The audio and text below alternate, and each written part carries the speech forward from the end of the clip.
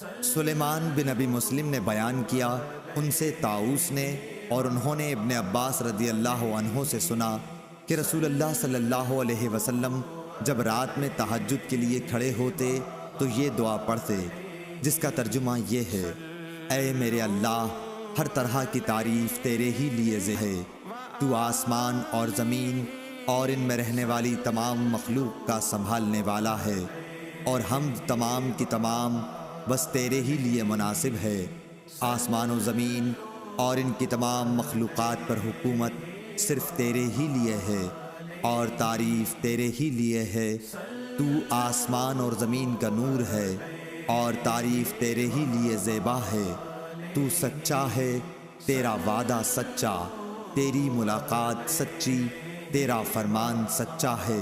جنت سچ ہے، دوزخ سچ ہے، انبیاء سچے ہیں، محمد صلی اللہ علیہ وسلم سچے ہیں، اور قیامت کا ہونا سچ ہے۔ اے میرے اللہ، میں تیرا ہی فرما بردار ہوں اور تجھی پر ایمان رکھتا ہوں، تجھی پر بھروسہ ہے، تیری ہی طرف رجوع کرتا ہوں، تیرے ہی عطا کیے ہوئے دلائل کے ذریعے بحث کرتا ہوں اور تجھی کو حکم بناتا ہوں۔ بس جو خطائیں مجھ سے پہلے ہوئیں اور جو بعد میں ہوں گی، ان سب کی مغفرت فرما، خواہ وہ ظاہر ہوئی ہوں یا پوشیدہ۔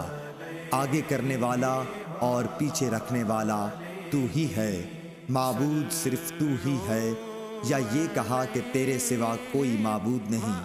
ابو سفیان نے بیان کیا کہ عبد الکریم ابو امیہ نے اس دعا میں یہ زیادتی کی ہے: لا حول ولا قوت الا باللہ۔ سفیان نے بیان کیا کہ سلیمان بن مسلم نے طاؤس سے یہ حدیث سنی تھی، انہوں نے حضرت عبداللہ بن عباس رضی اللہ عنہ سے، اور انہوں نے نبی کریم صلی اللہ علیہ وسلم سے۔ صحیح بخاری حدیث نمبر 1120۔